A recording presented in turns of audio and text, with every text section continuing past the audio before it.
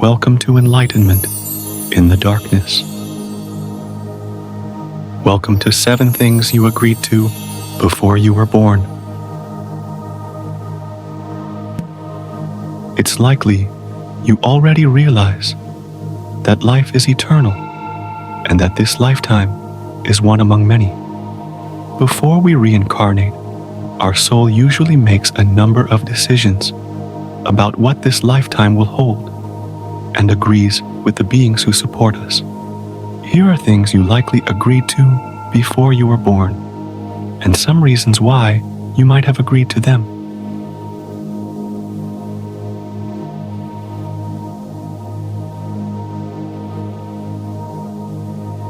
To be here, you agreed to embark on a new lifetime of learning and experience before you were born.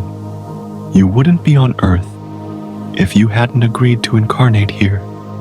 There are other third-density planets in the universe, but you made a choice to incarnate on Earth. Your soul was aware of what a human life would entail and accepted the challenge. Therefore, one thing's for sure. You agreed to be a human again, or for the first time, before you were even born.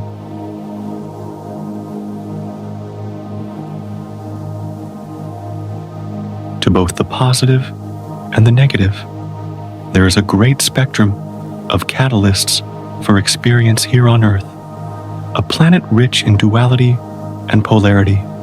On Earth, we experience both beauty and devastation, love and fear, peace and war, and so on. This is a very attractive prospect for our soul, because from the soul's point of view, it's all wonderful for learning and spiritual progression.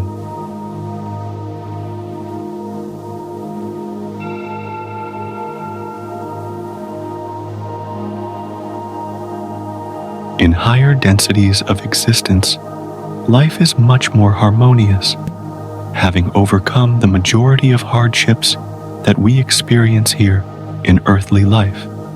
Within such a perfect existence, there is less catalyst for experience, especially when it comes to the negative. For example, hardship, sadness, and conflict don't exist.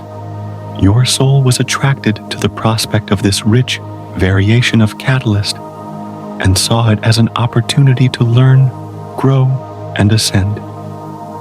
From our human perspective, however, this may seem unfair, but from the point of view of the soul, it's an amazing opportunity to experience the entire spectrum of both the positive and the negative.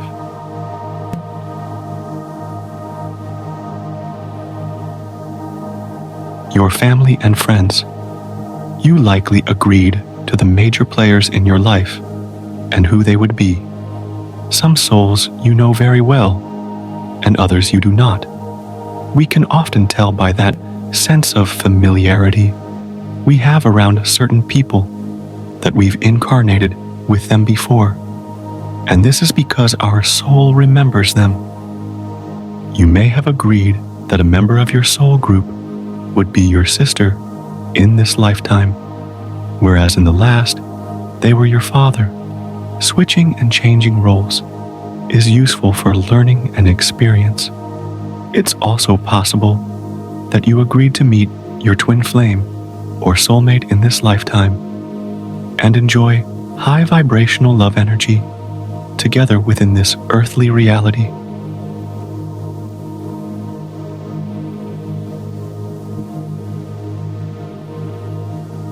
Be aware, though, that even people who upset us or who are abusive in this lifetime are likely to be souls that we have an arrangement with, although they may not be part of our soul group. These souls we wanted in our experience to learn tough lessons from them. Again, this seems desperately unfair, but it's all a good catalyst for the soul, especially if we can learn to heal and move through these difficult experiences.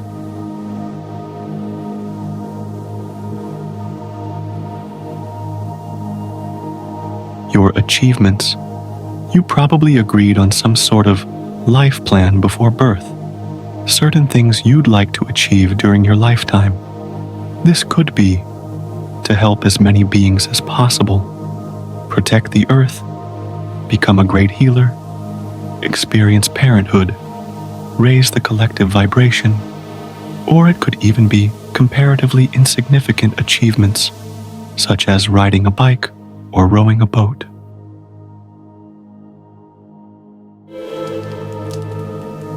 On the more unpleasant side of things, your soul may also consider surviving a war, emotional abuse, mental illness, or even experiencing physical death. All great achievements from the soul's point of view. You might wonder about extremely negatively oriented people, such as those seeking control over others, excessive power, or people with murderous tendencies. The soul may set down certain conditions in our lifetime, causing us to develop such characteristics, and observe with great interest if we will follow a negative path, or heal and move toward the positive. Either way, you likely agreed before you were born to aim for many achievements, and without these unconscious aims, we end up meandering through life, achieving little.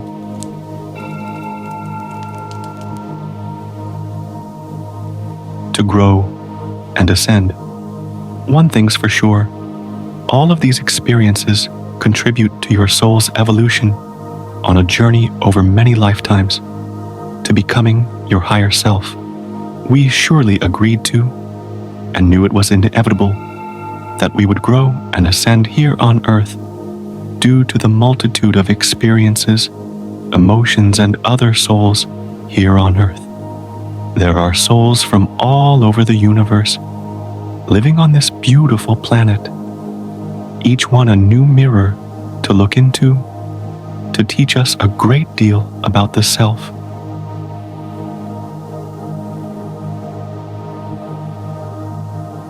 We don't always stick to our life path.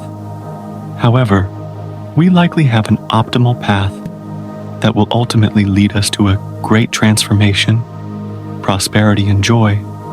So, by relaxing into creation, following our intuition, and working on self-development and healing, we can accelerate our ascension as our soul intended.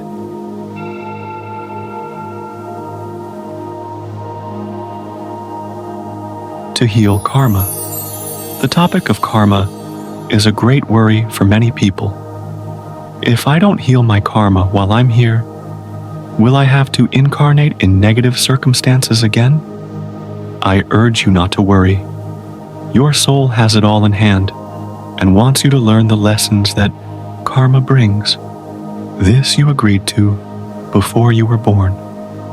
Karma is healed firstly through becoming aware of repeating themes and difficulties within your life, then examining when, where, why, and how they began. Some may have carried over from a previous life, but can be healed in this one.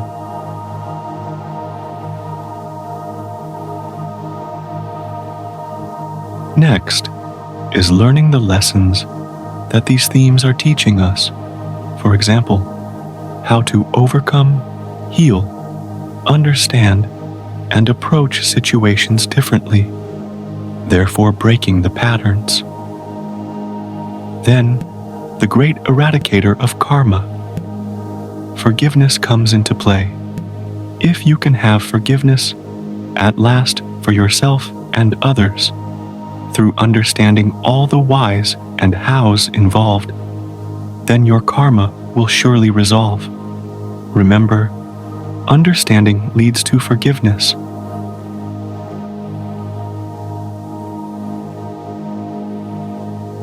The number of lifetimes.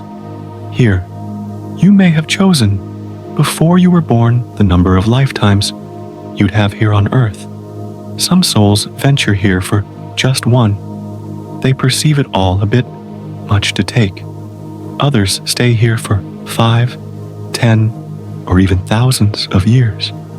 Perhaps you have chosen a comfortable life for yourself on Earth because your home planet or dimension was quite an easy, loving one.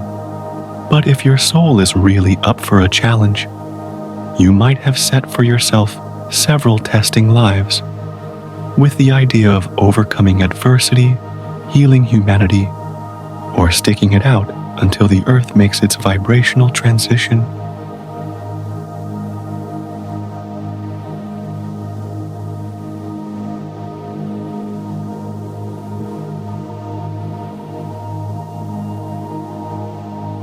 It's an amazing opportunity to experience a lifetime here on Earth.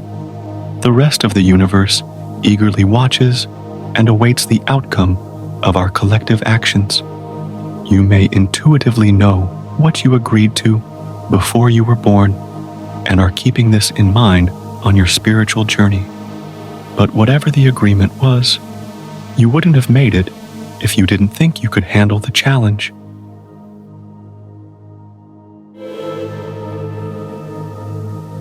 What are your thoughts about some of the agreements or soul contracts we make before being reincarnated? Please comment down below. Thank you for joining me here today.